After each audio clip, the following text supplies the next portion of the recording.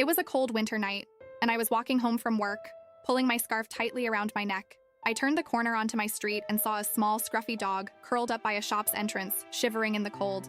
His coat was tangled, and he looked like he hadn't eaten in days. I felt a tug at my heart. Something about him just seemed so defeated.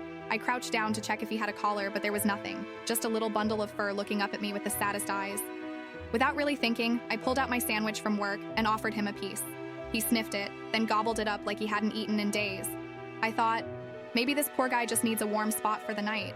So I scooped him up, feeling his little body shake from the cold, and took him home with me. I gave him a bath, which he clearly didn't enjoy, but soon he was clean and looked a bit more cheerful. I gave him some leftovers, and he practically inhaled the food. That night, he curled up on the couch and fell asleep instantly, and I felt a strange comfort in knowing he was safe.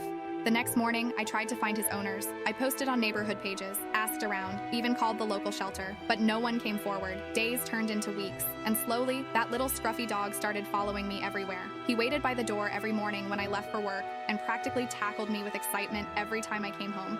I knew I was getting attached, but part of me kept thinking his real family would come looking for him. Months later, I was cleaning my apartment and noticed he had hidden little trinkets he'd found around the house.